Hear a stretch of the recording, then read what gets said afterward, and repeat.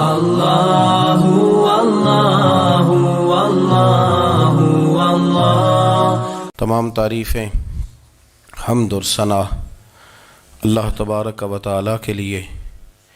درود و سلام نبی اکرم نور مجسم شفیع معظم احمد مجتبیٰ جناب حضرت محمد مصطفیٰ صلی اللہ تعالیٰ علیہ وسلم کی ذات والا صفات کے لیے حمد و صلات کے بعد، مسلمان کا یہ عقیدہ ہے کہ ہمارا خالق اللہ ہے، ہمارا مالک اللہ، ہمارا رازق اللہ۔ جب یہ ساری چیزیں، ساری عطائیں، ساری نعمتیں اللہ کی ہیں تو پھر مسلمان کی ساری توجہ بھی اللہ ہی کی جانب ہونی چاہیے۔ اسے کوشش کرنی چاہیے کہ وہ ہر معاملے میں، ہر مسئلے میں، ہر پریشانی میں اپنی توجہ اپنے رب کریم کی جانب مبذول رکھے۔ انسان جب اپنے علم پر بھروسہ کرنے لگتا ہے، یا اپنی عقل پر بھروسہ کرنے لگتا ہے، یا اپنے تعلقات پر بھروسہ کرنے لگتا ہے، یا اپنی دولت پر، مال پر، صحت پر، تو ایک بہت بڑے دھوکے کا شکار ہو جاتا ہے۔ اور انسان جب انسانوں پر بھروسہ کرنے لگتا ہے تو پھر اللہ تعالیٰ اسے بعض اوقات انسانوں کے سپرد کر دیتا ہے، انسانوں کے سپرد۔ اور بہت سارے ایسے لوگ بھی ہوتے ہیں جو رب کریم کو بھولتے ہیں اور وہ اپنی ساری توجہ انسانوں کی طرف، دنیا کی طرف، دنیا داروں کی طرف کر لیتے ہیں، تو اللہ تعالیٰ فرماتا ہے پھر میں انہیں یہ سزا دیتا ہوں کہ وہ مجھے بھولنے نکلے تھے تو میں نے انہیں ان کا اپنا آپ بھی بھلا دیا، اپنا آپ بھی۔ سورہ حشر کو دیکھیے گا، فرمایا وَلَا تَكُونُوا كَالَّذِينَ نَسُوا اللَّهَ فَأَنسَاهُمْ أَنفُسَهُمْ۔ ان لوگوں کی طرح نہ ہو جانا جنہوں نے اللہ کو بھلا دیا تو اللہ نے پھر انہیں ان کا اپنا آپ بھی بھلا دیا، انہیں اپنی بھی ہوش نہیں رہی، وہ ایسے مسائل میں گھر گئے، وہ ایسی آزمائشوں میں الجھ گئے، وہ ایسی دنیا داری کے اندر الجھے کہ انہیں اپنا بھی پتہ نہ چلا۔ اب تو ڈھونڈتا پھرتا ہوں اے اقبال اپنے ہی آپ کو، اب تو ڈھونڈتا پھرتا ہوں اے اقبال اپنے آپ کو، آپ ہی گویا مسافر، آپ ہی منزل ہوں میں۔ جب انسان خدا فراموش ہوتا ہے تو خود فراموش ہو جاتا ہے۔ ہمارا بڑے زمانے سے تکیہ ہے، کبھی امریکہ پر، کبھی یورپ پر، کبھی برطانیہ پر، کبھی مالداروں پر، کبھی اسلحے والوں پر۔ اس کا نقصان یہ ہوا کہ اپنا کوئی وجود نہیں رہا، اپنا کوئی نظریہ نہیں رہا، اپنی کوئی سوچ نہیں رہی۔ ایسے محسوس ہوتا ہے کہ کوئی منشور نہیں، کوئی دستور نہیں، لگام منہ میں ہے اور اس کا سرا کسی کے ہاتھ میں ہے، وہ جدھر چاہتا ہے ہمیں گھما لیتا ہے۔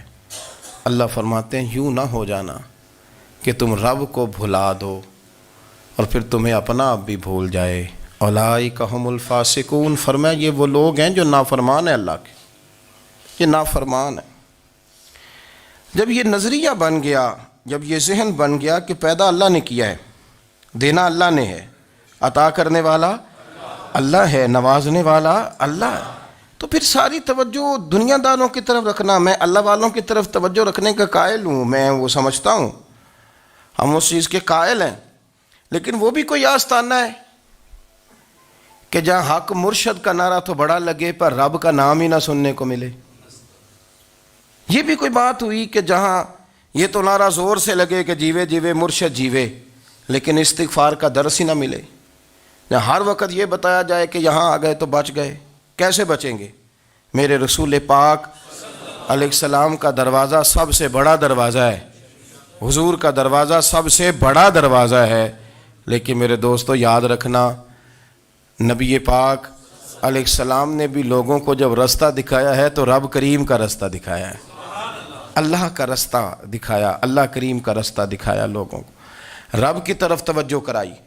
میرے رسول کریم سید عالم صلی اللہ تعالیٰ علیہ وسلم نے لوگوں کی اللہ کی جانب توجہ کرائی اور لوگوں سے یہ کہا کہ وہ اپنے رب کریم کی جانب اپنا ذہن رکھیں، اپنی توجہ اپنے اللہ کی جانب مبذول کریں۔ میری بات کو اچھے طریقے سے سمجھیے گا، علم اللہ تبارک و تعالیٰ عطا کرتا ہے، تو اسے اللہ کی عطا ہی سمجھنا چاہیے۔ کچھ لوگوں کے پاس علم ہوتا ہے پر علم نافع نہیں ہوتا، وہ ٹامک ٹونجا مارتے رہتے ہیں ساری زندگی۔ علم کو اللہ کی عطا سمجھیں، اپنی عقل پر اپنے شعور پر زیادہ بھروسہ نہ سمجھیں، نظر اللہ پہ رکھیں۔ حضرت مولا علی شیر خدا کرم اللہ تعالی وجہہ الکریم سے کسی نے پوچھا تھا بڑا عالم کون ہوتا ہے؟ ہمارے ہاں تو اب وہ والے عالم پائے جاتے ہیں نا، اللہ ماشاءاللہ، جو ممبر پہ بیٹھتے ہیں تو دعوے ہی دعوے ہیں، ممبر پہ بیٹھتے ہیں تو دعوے ہی دعوے ہیں، اس طرح کے عالم ہمارے ہاں پائے جاتے ہیں۔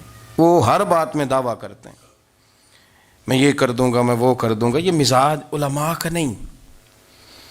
حضرت علی المرتضیٰ سے کسی نے پوچھا بڑا عالم کون ہوتا ہے؟ فرمایا بڑا عالم وہ ہوتا ہے کہ جسے مسئلے کا پتہ نہ ہو تو وہ کہہ دے مجھے نہیں پتہ، میں پتہ کر کے بتاؤں گا، غلط بات بیان نہ کرے۔ امام مالک سے کسی نے کوئی مسئلہ پوچھا تو آپ فرمانے لگے مجھے اس سوال کا جواب نہیں آتا، ہمارے بزرگ سمجھاتے کیا ہیں؟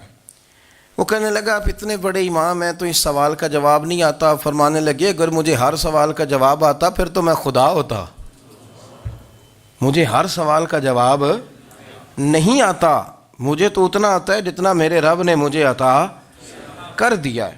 اپنی نظر اللہ پہ رکھیں، نکل آئیں اس معمے سے باہر کہ میں کوئی بلا ہوں، مجھے بڑا پتہ ہے، میرے پاس 6 ڈگریاں ہیں، مجھے 10 جگہ پہ تدریس کا شغف حاصل ہے، اس سے نکلیں باہر۔ قرآن مجید دیکھیے گا، اللہ تعالیٰ نے ارادہ قدرت فرمایا کہ میں حضرت آدم کو بناؤں گا، پھر بنانے کے بعد فرمایا فرشتوں سجدہ کرو آدم کو، سب نے سجدہ کیا الا ابلیس ابا واستکبر وکان من الکافرین، سب نے سجدہ کیا سوائے ابلیس کے، اس نے انکار بھی کیا، تکبر بھی کیا اور کافروں میں سے ہو گیا۔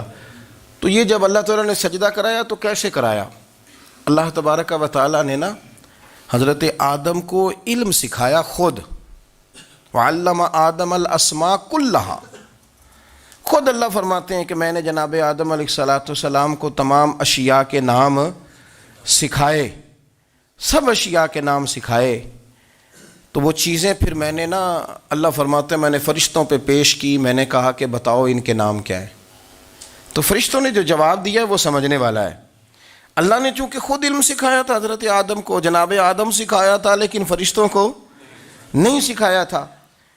تو اللہ کریم نے فرمایا فرشتوں اب یہ بتاؤ ان چیزوں کے نام کیا ہیں؟ تو فرشتے کیا کہتے ہیں؟ فرشتے عرض کرتے ہیں قالوا سبحانک لا علم لنا۔ آپ کبھی یقین کریں اس چیز کی لذت لیں تو مزہ آ جائے۔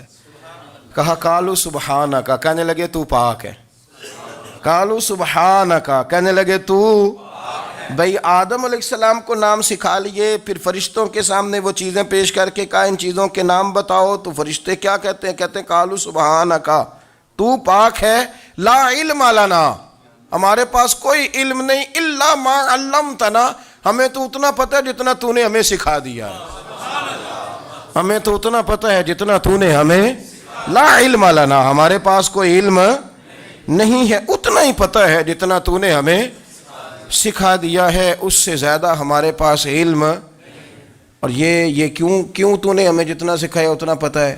فرشتے یہ نہیں کہتے یا اللہ تو زیادہ سکھا، آدم کو دیا تو ہمیں بھی دے، یہ نہیں فرمایا، فرمایا انکا انت العلیم الحکیم، اے اللہ تو علم والا بھی ہے اور حکمت والا بھی ہے، تجھے پتہ ہے کس کو کتنا دینا ہے، جتنا تو نے مناسب سمجھا جناب آدم کو دیا، اور جتنا تو نے بہتر سمجھا وہ تو نے ہمیں عطا فرمایا۔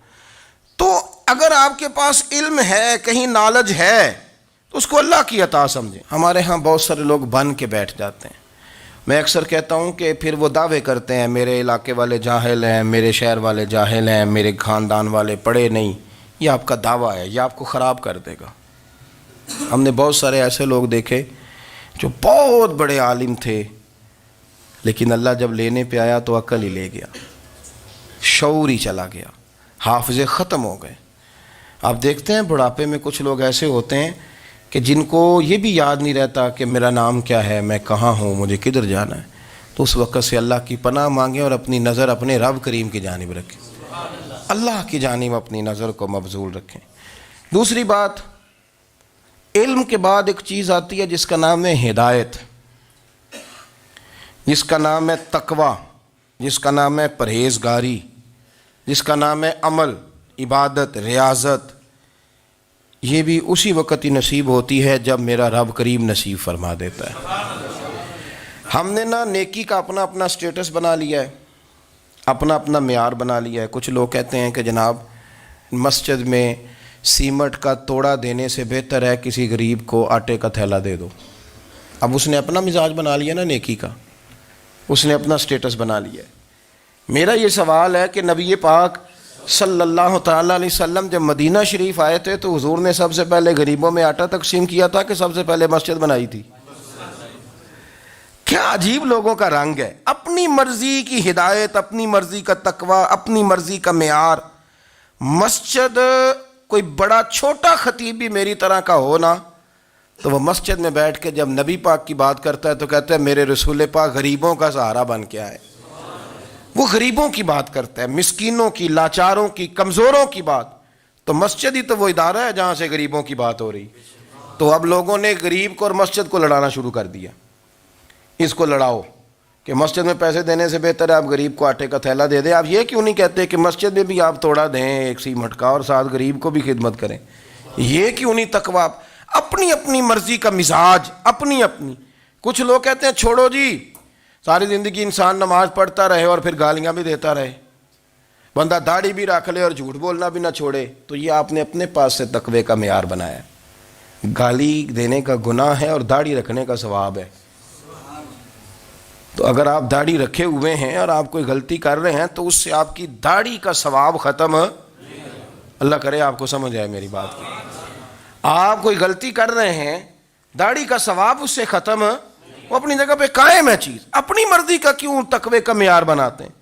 تقوی کا مزاج اپنی مرضی کا نہ بناؤ، اللہ کی بارگاہ سے دعا مانگو کہ یا اللہ ہمیں ہدایت کا نور عطا فرما، اللہ تو ہمیں رستہ دکھا، تو بتا کہ ہدایت کیا ہے۔ تو رب فرماتا ہے اللہ ولی الذین آمنوا، اللہ مومنوں کا مددگار ہے، یخرجہم من الظلمات الی النور، وہ انہیں اندھیروں سے نکالتا ہے اور نور کی طرف روشنی عطا فرماتا ہے۔ اندھیروں سے نور کی طرف اللہ لاتا ہے۔ اللہ ولی، اللہ مومنوں کا ولی ہے، وہ انہیں اندھیروں سے نور کی طرف نکالتا ہے۔ ہدایت ہمیشہ اللہ کی طرف سے سمجھے۔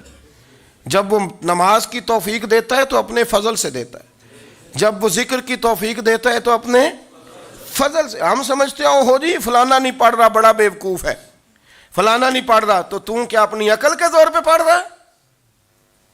میں جی اللہ کے فضل سے 2 سپارے پڑھتا ہوں، تو کس پہ احسان کرتے تو 2 سپارے پڑھ کے رویا کر۔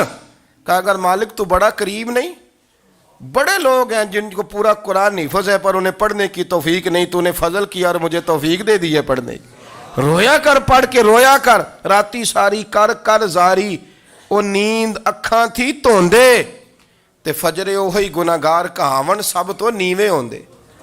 مہربانی کریں، ڈریں، نیکی کریں تو پھر ڈریں، پھر احساس پیدا کریں، پھر اپنے اندر وہ کمزوری لائیں، کہیں توبہ توبہ مجھے تو پتہ ہی نہیں، تو جانتا ہی نہیں۔ حضرت سیدنا امام اعظم ابو حنیفہ رحمۃ اللہ تعالیٰ علیہ کے ساتھ ایک شخص کہتا میں نے نماز پڑھی، تو عشاء کی نماز تھی۔ یہ جو لوگ بڑے ہوتے ہیں نا، جن کے پیار کرنے والے بڑے ہوتے ہیں، ان کے گرد خوف بھی بڑا ہی ہوتا ہے، انہیں بڑا ڈر لگتا ہے، بڑی بعض اوقات آزمائش ہوتی ہے ان کی۔ عشاء کی نماز کہتے پڑھی تو امام صاحب نے نا عشاء کی نماز میں تلاوت کی آیتیں فَمَن يَعْمَلْ مِثْقَالَ ذَرَّةٍ خَيْرًا يَرَهُ وَمَن يَعْمَلْ مِثْقَالَ ذَرَّةٍ شَرًّا يَرَهُ، فرمایا جو ذرہ برابر خیر کرے گا وہ بھی قیامت میں دیکھے گا، اور جو ذرہ برابر شر کرے گا وہ بھی قیامت میں اس شر کو دیکھے گا، اس کے سامنے آئے گا۔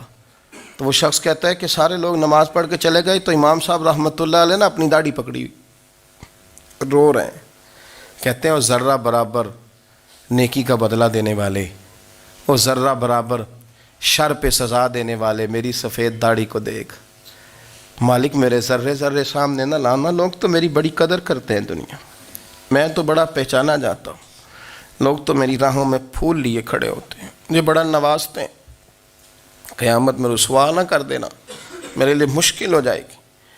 وہ کہتے ہیں میں نے امام صاحب کا درد دیکھا، مجھے کوئی کام تھا تو میں چلا گیا، میں نے کہا کہ وہ اس وقت اللہ کے حضور حاضر ہیں تو میں دوبارہ آؤں گا. کہتے میں تہجد کا وقت آیا تو امام صاحب وہیں بیٹھے تھے اور ان کی داڑھی آنسوؤں سے بھری ہوئی تھی اور زور سے داڑھی پکڑی ہوئی. کہنے لگے مالک رسوا نہ کر دیں, قیامت میں رسوا نہ کر دیں. یار جو ہدایت یافتہ لوگ تھے وہ تو ڈرے ہوئے تھے, وہ تو سہمے ہوئے تھے. وہ تو کہتے تھے یہ اس کا فضل نہیں, اس نے بلا لیا, یہ اس کا کرم نہیں.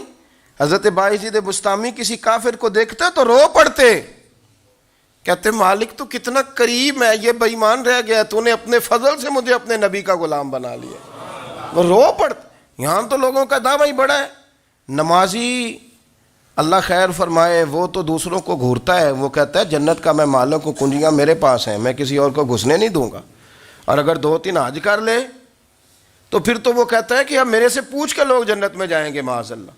اور اگر وہ 2 4 5 7 دفعہ کوئی نفل پڑھ لے تو پھر وہ کہتا ہے چھوڑیں جی سارے لوگ بے عمل ہیں, میں اکیلا نیک ہوں. نہ ایسا کریں, اپنی توجہ اپنے رب پہ رکھیں, اپنی توجہ اپنے معین الملت والدین, عطا رسول, ہند الولی, غریب نواز, خواجہ معین الدین چشتی, حضرت خواجہ اجمیر, شاہ اجمیر, والی ہندوستان. آخری عمر میں نا سارا دن روتے گزر جاتا, ساری رات روتے گزر جاتے, ذرا سی کوئی بات کرتا تو رو پڑتے, آنکھیں آنسوؤں سے بھری رہتی. کئی دفعہ اپنے بھی پریشان ہو جاتے ہیں نا کہ یار تو ایک بات کی جان ہی نہیں چھوڑ رہا. تو خواجہ قطب الدین صاحب بختیار کاکی سے لوگوں نے کہا کہ آپ مرشد سے بات کریں, اتنا بھی تو نہیں نہ رونا چاہیے, ہر وقت اس کے آنسو کی کریے. عاشق دا کام ہی رونا تونا, تے بھی نہ رویو نہیں منظوری. یہ عاشق سدا ہی روندا رہندا ہے, پاویں وصل ہوئے تے پاویں دوری. ہر وقت رونے کا کیا مطلب ہے؟ تو خواجہ قطب صاحب کہتے ہیں میں قریب گیا تو میں نے پیر دبائے, میں نے کہا سونیا لوگ تو کچھ بھی نہیں کرتے, تو نے تو کمال کر دیا. 90 لاکھ آدمی مسلمان کر دیا, دنیا کچھ نہیں کرتی. تو نے 50 سال ساری رات مصلے پہ بیٹھ کے رب راضی کیا. تو شہزادہ تھا, حضور کی اولاد تھا, لیکن معین الدین تیرا ایک پلاٹ بھی نہیں.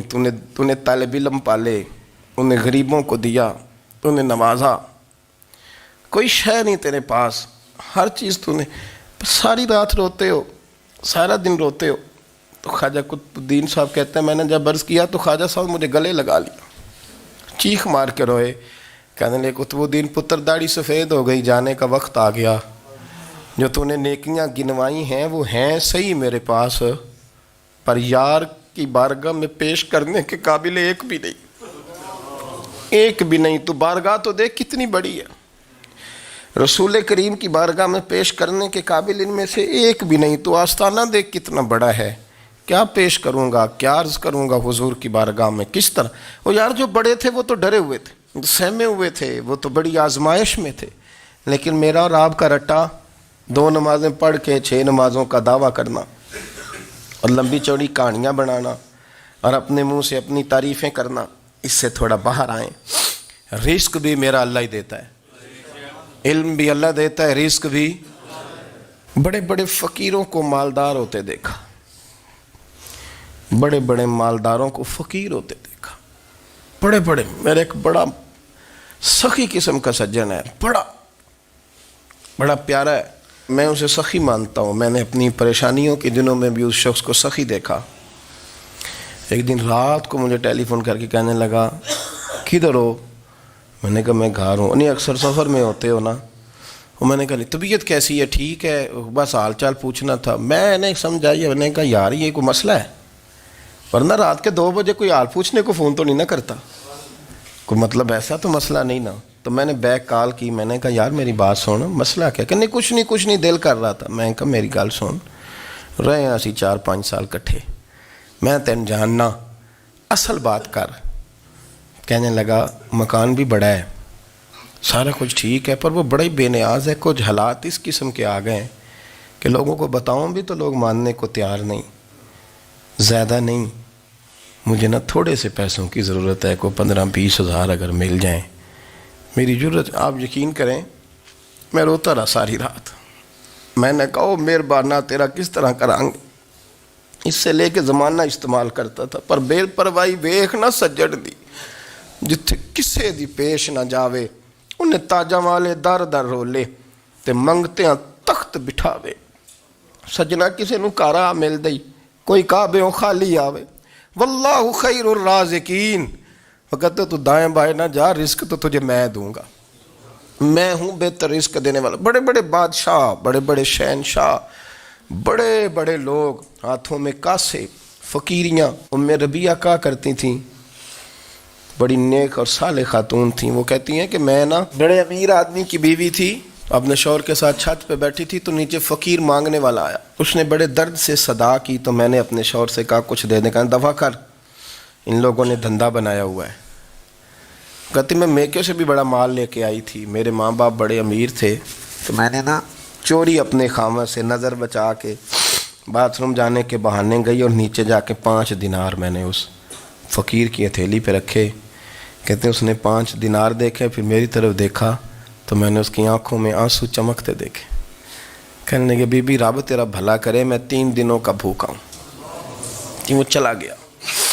میں گھر آ گئی، جب باہر آئی تو میرا شوہر کہنے لگا تو اتنی اب اتنی تو تیز ہو گئی ہے اور تو اتنی خود مختار ہو گئی ہے، میرے بغیر پوچھے مال خرچ کرے گی، جا تجھے 3 طلاقیں.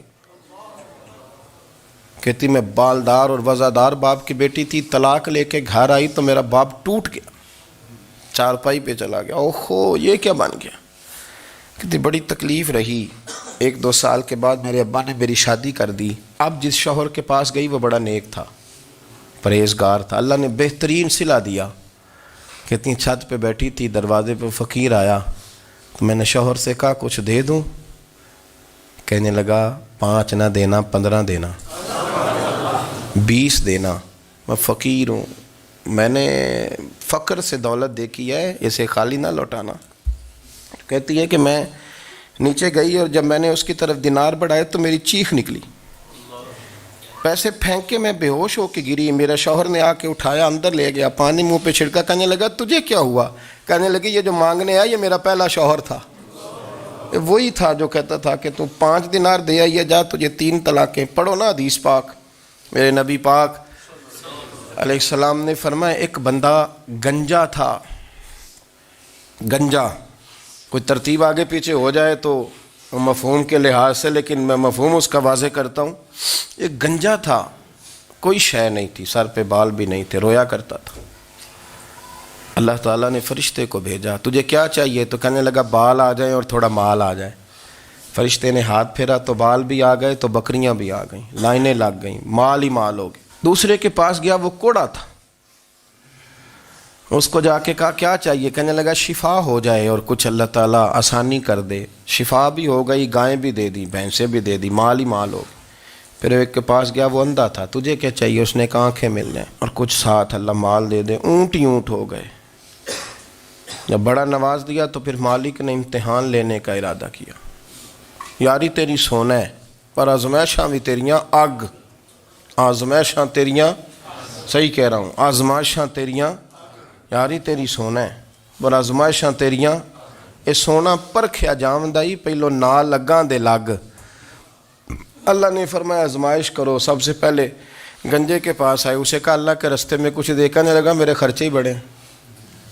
دیکھو تو صحیح کتنی مشکل میں وقت گزارتا ہوں، حال ہی کوئی نہیں. تو اس نے کہا میں نے تو سنا ہے تو گنجا اور بھوکا ننگا تھا. کہنے لگا میں تو جدی پشتی رئیس اعظم ہوں، تو یہ کس پاگل نے کہا ہے بھاگ جا؟ اس نے کہا اچھا جیسے تو تھا ویسے ہی ہو جائے. کھیت کھلیان اجڑ گئے، پھر سے گنجا ہو گیا. حضور علیہ السلام فرمانے لگے. پھر وہ اس کے پاس گیا جو کوڑا تھا، اسے کہا کچھ دے. کہنے لگا خرچے ہی بڑے. اب پوچھ لیں کسی امیر آدمی سے، کہے گا چکی کے نیچے ہاتھ ہے میرا، میرے سے زیادہ تو اب پریشان بندہ ہی کوئی نہیں. کیا بتاؤں آپ کو، اتنا ٹیکس ہے، اتنا جرمانہ ہے، فلانی شے، بڑا کچھ گنواتے ہیں لوگ. اس نے کہا میں نے تو سنا تو پہلے کوڑا تھا. اس نے کہا جا دوڑ جا، میں تو رئیس اعظم ہوں، دادا بھی پردادا بھی اور ساری نسل ہی. اس نے کہا اچھا جیسے تو تھا ویسے ہی ہو جائے. پھر وہ گیا اندھے کے پاس اور جا کے کہا اللہ کے نام پہ کچھ دے. تو کہنے لگا رب کے نام پہ؟ یہ کھڑے ہیں اونٹ، جتنے تیرے دل کرے لے جا. اس نے کہا کیا معنی اس بات کا؟ کہنے لگا یار تجھے کیا بتاؤں، میں تو اندھا تھا، میں نے تو کبھی دنیا دیکھی نہیں تھی، پھر اس کریم نے فضل کیا تو مجھے بڑا کچھ دکھایا. میں کیا بتاؤں, میرا دل کر رہا ہے کہہ دوں کہ پھر اس نے کعبہ دکھایا, پھر اس نے روضہ رسول دکھایا, پھر اس نے ریاض الجنہ کے سجدے دکھائے, پھر اس نے اپنے محبوب کے دروازے کی رونقیں دکھائیں. اس نے بڑا کچھ دیا, اس نے بڑا نوازا. میرے پاس تو شاید میں بدکار پرانا خادم, کسے در ملی نہ ٹوئی, اے واصف یار نے نظر جو کی تھی پھر واصف ہی ہوئی. یہ تو اس کا کرم ہوا. تو یہ وہ کہنے لگا تو اللہ کے نام پہ جان مانگ, میں وہ بھی دینے کو تیار. میرے پاس تو شے ہی کوئی نہیں تھی, مجھے تو اپنا پتہ ہے, میں تو کوئی شے نہیں تھا, کچھ نہیں تھا میرے پاس. یہ تو ان کا کرم ہے کہ رخ ان کا ادھر ہے, اور مختصر سی میری کہانی ہے, یہ جو بھی ہے ان کی مہربانی ہے. تو وہ کہنے لگا میں بھی کچھ لینے نہیں آیا تھا, تیری آزمائش ہی کرنے آیا تھا. تیری عزتیں بھی سلامت رہیں گی, تیرا مال بھی سلامت رہے گا, تیری شفا بھی. اپنی زندگی میں کبھی بھی اللہ کی بارگاہ سے توجہ ادھر ادھر نہ کریں. چھوڑیں لوگ کیا کر رہے ہیں, دنیا کیا کہہ رہی, کبھی بھی اپنی توجہ دائیں. ہمارا یہ مسئلہ بن گیا کہ ہماری سیاست ہے, ہماری دنیا داری ہے, ہم بندوں کو راضی کرنا چاہتے ہیں. ہم دیکھتے ہیں کون کس طرح, اور آپ یقین کریں آپ تھک جائیں گے, بندے راضی نہیں ہوں گے, وہ نہیں راضی ہوتے. آپ ان کو منا کے لائیں گے تو ادھر والے نکل جائیں گے, ادھر کو منائیں گے تو ادھر والے نکل جائیں گے. اس چکر سے باہر آئیں, اس رب کو راضی کریں جو فرماتا ہے ان الذین آمنوا وعملوا الصالحات سیجعل لهم الرحمن ودا. فرمایا تو ایمان لانے کے بعد نیک عمل کر, میں لوگوں کے دلوں میں تیری محبت پیدا کر دوں. رحمان لوگوں کے دلوں میں محبت ڈال دے گا, اللہ لوگوں کے دلوں میں. اپنی نظر ہمیشہ اپنے رب پہ رکھیں. اتنی لمبی چوڑی دنیا داروں سے امیدیں نہ وابستہ کریں. میں نے دیکھا ہے لوگ کا سال ایسی کرتے ہیں, کبھی اس کے دروازے پہ کبھی اس کے دروازے پہ. ان چکروں سے باہر آئیں اور اپنے رب کی بارگاہ کی طرف توجہ کریں. استغفار شوق سے پڑھا کریں, اور اکیلے میں نا, اکیلے میں. حضرت رئیس المتکلمین مولانا نقی علی خان صاحب رحمۃ اللہ نے لکھا ہے کہ فرعون 500 سال حکومت کر گیا. یہاں تو 5 سال کی حکومت کی پیر لڑکھڑاتے ہیں, 500 سال. فرماتے اصل وجہ یہ تھی کہ دنیا جب سو جاتی تھی نا تو اوپر چادر لے کے تو مصلے پہ بیٹھ جاتا تھا, اور ہاتھ باندھ کے کہتا تھا رب تو ہی ہے, میرا پردہ نہ کھولنا, مالک تو ہی ہے, کرم نوازی کرنا, میری پکڑ نہ کرنا. وہ بے ایمان ہو کے اگر 500 سال ہاتھ باندھے تو گزارا کر لیتا ہے, تو ایماندار ہے. پر مسئلہ یہ ہے کہ تو رات کو بکل مار کے ہاتھ نہیں نہ باندھتا, تو منت نہیں کرتا, تو استغفار نہیں کرتا. توبہ کریں تو بچے رہیں. وہ اتنی لمبی حکومت کر گیا چونکہ رات کو کہتا تھا مالک رب تو ہی ہے, لیکن مہربانی فرما, میری پکڑ نہ فرما, تو اللہ نے تو اس کو مہلت دے دی.